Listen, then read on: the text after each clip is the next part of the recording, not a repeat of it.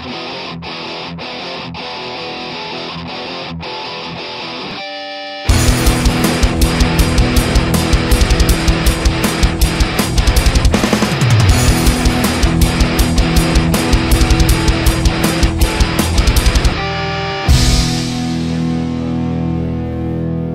y'all, it's Heel Heat time. Hi everybody and welcome to Heel Heat. My name is George Coles and this is our TNA show for the week. Let's jump right into it. This one is going to be formatted a little bit weird for you guys that have seen my show or our shows in the past. We're going to go, the first thing we're going to do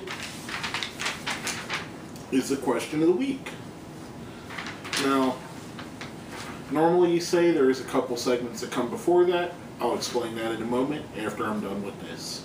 Question of the week from last week was, who was a wrestler that made you a fan, made you sit and actually watch wrestling? Now we got some answers from our friends out there before I get into mine. The first is from our friend Zombies40. Even though I watched wrestling in the late 80s, I wasn't really a huge fan of any of those wrestlers. But Stone Cold was the coolest wrestler back then, and to this day is still cooler than most, if not of all today's wrestlers in my opinion. He never seemed like a person that was playing a character, and that was impressive in its own self. Today it seems like everybody is just about either a gee golly whiz face or a coward heel. Austin was a refreshing character that made the Attitude Era what it was. Couldn't agree more about Stone Cold, he's amazing. Next is from our friend Jacob Bradley 67. Ultimate Warrior made me start watching wrestling, but the Nature Boy, and I'm going to say it how it's read, woo! Got me hooked. Sorry folks, I had to do that. Who doesn't do a Nature Boy woo when they can? Next up's our friend Luke Norman. I didn't know anything about wrestling until 2006. By the way, I'm 13. And the guy who got me into wrestling was John Cena, who was champ at the time, because he was still fresh and he was still fun to watch. But when I saw TNA in 2009, I didn't watch WWE for 2 years, so I missed the Nexus. But the six-sided ring and guys like AJ and Joe made me keep watching. Awesome guys to follow. Kudos to you for finding them so early. I'm astounded. Luke, you remind me, honestly, of a young me. Kind of had a similar thing. I started watching, I'll get into mine in a minute, but I started watching WWE at a young age because I was from the North, and at the time, they were the prevalent organization in the area. And then I started watching stuff that would come on cable, which would be Georgia Championship Wrestling and the AWA. And found guys on there that I actually liked as much or better than the WWE guys. And last but not least, our friend Silver84. Ultimate Warrior was my favorite wrestler back in the day. He was always fun to watch, whether wrestling or his backstage interview segments. Couldn't agree. There is a certain thing that people forget about the Ultimate Warrior, that he was fun. It was fun. He might not have been the best wrestler. His promos might not have made the most sense. But they were fun. It was simple. It was a simpler time then. Now going off of that, I'm going to go into mine. And I think I'm a little bit older than most of you guys, but based off of the answer. Mine is Rowdy Roddy Piper. Now, I've seen wrestling before, like a bunch of you guys have said. It had been on my TV and seen guys on there, because I have memories of seeing Superfly Snuka and knowing who he was, and seeing the end of Bruno Sammartino's career and stuff early on. But the guy that came through, and I had to be 6 or 7, maybe 8 at the time, the guy that came through on my television screen and said, hey, stand up and take notice of me because I'm the guy, was Rowdy Roddy Piper. He was so different that not just anything on wrestling, but anything, anywhere. He was different than the bad guys in movies. He was different than the bad guys on TV shows. He was intelligent. He was funny. He was mocking the good guys. To me, Piper was the underdog because he would lose to guys like Hogan. He would lose matches to guys like Snuka. But I always wanted him to win because I thought he was hilarious. I thought he was the funniest guy on television. He would make me laugh. He'd make me care. He was sadistic. And then, this is seeing him about 84, 85. So I was born in 77, so I had to be 7 or 8 at the time. Because I caught him in the very beginning of his WWE run. And then it really, really caught fire. He had drawn me in with just the promos he would do. And then once he got to Piper's Pit, I was sold. That was my guy. Roddy Piper was my guy for life. He still is. He's still one of my top 2 favorite wrestlers of all time. Only eclipsed by one guy, and that's Mick Foley. But awesome answers. I just kind of wanted to get a gauge on what you guys think. I love that you guys were totally honest. John Cena, Ultimate Warrior. There are people that get made fun of a lot in the wrestling community, especially on the internet. But there's a reason why they're so damn popular. People like them. You know, it's okay to like John Cena. It's okay to like the Ultimate Warrior. Hell, it's okay if Barry Horowitz was your favorite wrestler, or to you newer folks, the Great Khali's your favorite wrestler. Love who you're going to love. Wrestling is a smorgasbord. You don't have to like or dislike what everybody tells you to. Like what you're going to like. Throw away the crap that you don't.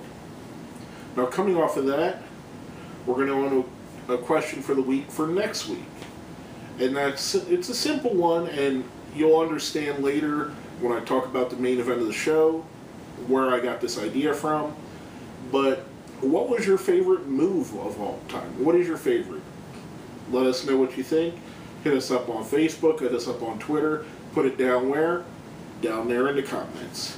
Now let's jump right into the show. And now you'll understand why I skipped right to question of the week. Normally we do the so-so and the bad segments before we do question of the week. This week there is no so-so, there is no bad. Everything fits in the good category. First up, we have the opening promos with Kurt Angle coming out, and then Taz cutting one hell of a promo, reminding us how great Taz could be when the mic is handed to him and he's cutting a promo in front of a crowd. We tend to forget, and we tend to think of Taz as the somewhat goofy announcer that he's become. But Taz is one of the best promo guys in the history of the business. He could cut a promo right up there with anybody. I would put him definitely. He could stand tall in the ring with anybody on that microphone. Which brings out Bully Ray and Tommy Dreamer. They talk about why the Manhattan Center means so much to them. Brings out EC3 and Rhino. Leads us right into our tag team match coming after the break. Bully Ray and Tommy Dreamer versus EC3 and Rhino. Ends up with the EC3 getting a roll-up win on Dreamer when Rockstar Spud distracts him. Just a fun and entertaining first segment and a first match of the night to me. I thought it was a great way to start it off. You had the crowd was hot. They were cheering for their guys, Dreamer, Bully Ray, Taz. They were loving every second of it. It was eating it up. And when the crowd's that hot and that excited, it comes through the screen and it adds to the excitement of what you're watching. And then the show just kept building on top of that. We had a 8-man gauntlet match. We had Austin Aries defending the X Division title against Eddie Edwards, Manic, Davey Richards, DJ Z, Crazy Steve, Tigre Uno, and Sonata. Fantastic match. It came down to the last two guys being Sonata and Austin Aries, which then turned into a singles match. Austin Aries picks up the win after a vicious-looking brain buster. Again, this is why, and I'm sorry I forgot to mention at the beginning, they had the 6-sided ring is back now. Matches like this are why fans love the 6-sided ring, because of the different things and the innovations and the angles and the way the X Division can use it. So this is a reminder of why we all voted or wanted the 6-sided ring back. But all in all, a great match. Austin Aries wins. After the match, we see Sonata in the back getting beat up by James Storm. kind of want to see where they're going to go with that. I think something interesting might come from it. Just a cool, awesome X Division, basically showcase right in the middle of the show. Next up, we had MVP and Kenny King versus Eric Young and Bobby Roode. A decent match. This was more of a builder of the feud, in my opinion, than it was a match. It built their feud well. It leads to a DQ win when MVP uses one of his crutches mid-match, and that way so Bobby Roode can't get his hands on him. All in all, like I said, a building block for their feud, so it made a lot of sense, and it made perfect a good little segment, a good short segment to be used on the show. Next up, we had Brittany versus Madison Rayne. Now, Brittany's taken a lot of heat from me in the past couple weeks for her promos not being great. However, she steps in the ring, steps her game up. Her and Madison have an awesome match. Madison picks up the win. Kudos to both of them.